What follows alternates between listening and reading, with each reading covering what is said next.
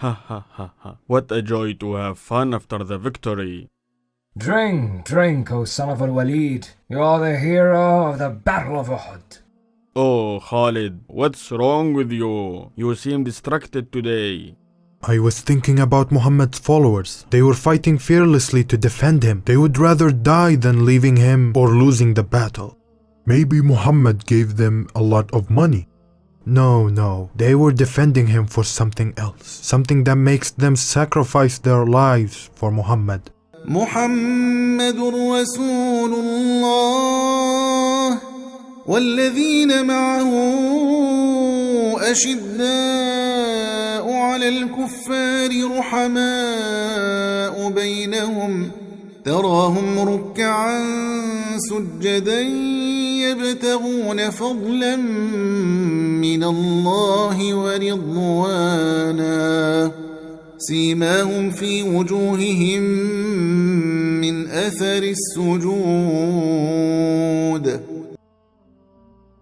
The Prophet and the wounded people of Uhud were healed from their injuries, and thus the third year of Al-Hijrah came to an end. But it didn't want to leave without lifting the spirits of the Muslims and the Prophet a bit, as well as giving them a bit of joy, hoping to soften the wounds of what happened at Uhud. As Uthman, son of Affan, got married to Kulthum, the daughter of the Prophet, peace be upon him, after the death of his wife Ruqayyah, and with that, the third year of Al-Hijrah was gone with all of its pains and joys. The fourth year of Al-Hijrah started, and Quraysh's people were still harboring evil intents for the Messenger of Allah, and would like if they could get rid of him and end the religion of Islam, as their masters are led to think. What is the matter, O Master of Quraysh? I see you wandering, O Abu Sufyan. I'm thinking about our situation, O Ikrimah. Muhammad is still propagating his religion, which attracts devotes around him. His defeat at Uhud does not stop him from propagating his alleged religion. He has healed of all of his wounds, and his followers are increasing around him more and more. And what do we do now, Abu Sufyan?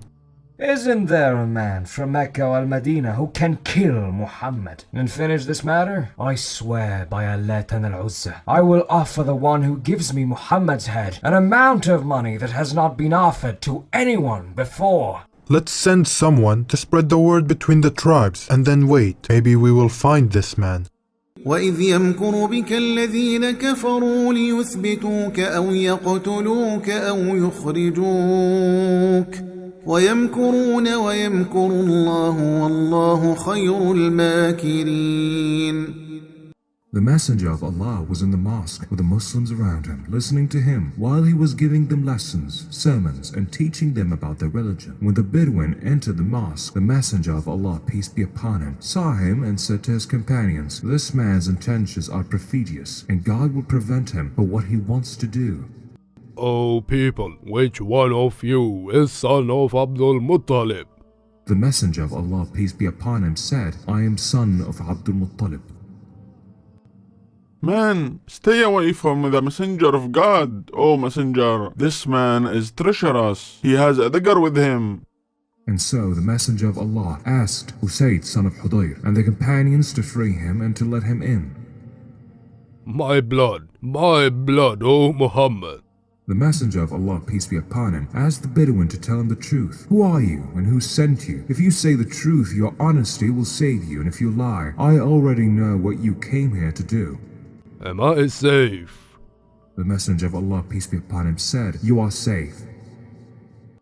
Abu Sufyan gave me money, and he promised to give me the treasures of the earth in gold, if I bring him your head. This is the truth, O Muhammad.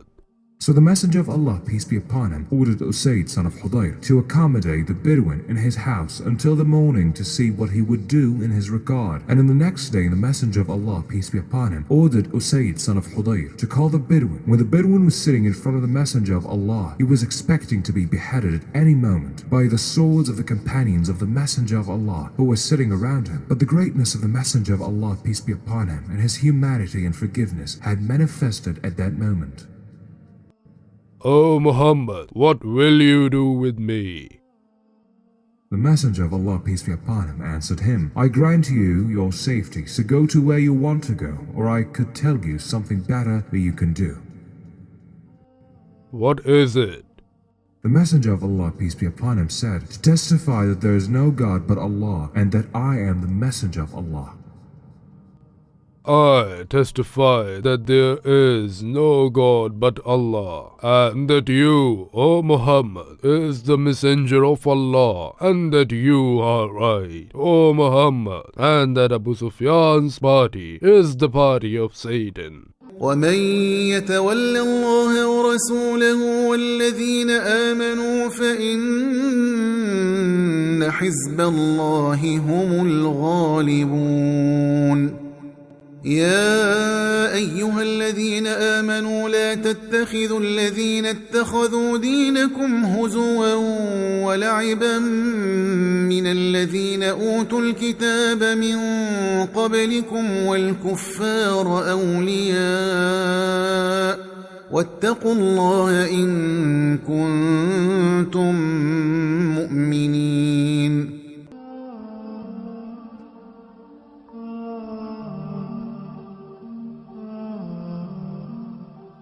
In the mosque, the companions sat around the Prophet to discuss and talk about Abu Sufyan and his enmity towards the Muslim and his conspiracy against the Messenger of Allah, peace be upon him. The Messenger of Allah, peace be upon him, said, Who amongst you can bring Abu Sufyan to me here?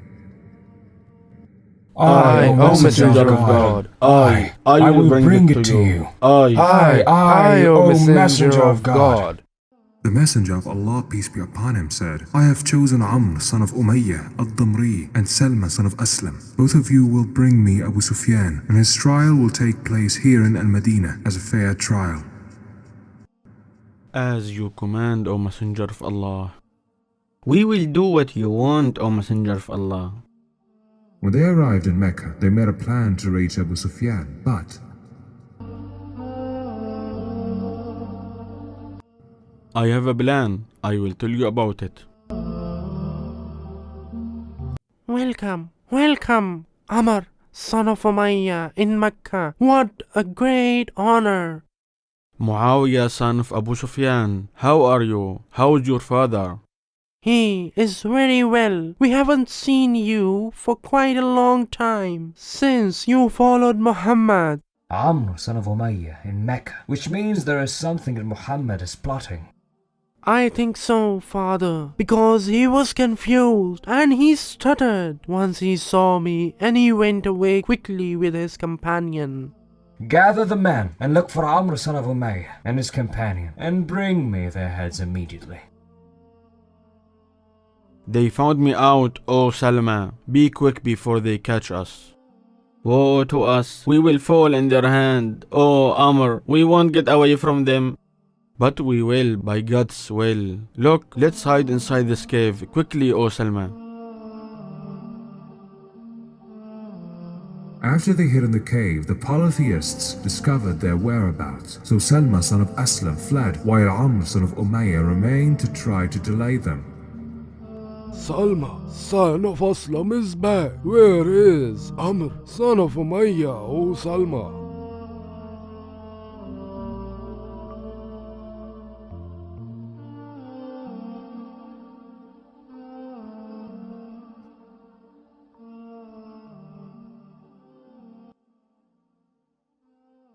This is what happened, O Messenger of Allah, and I don't know what happened to Amr, son of Umayyah now.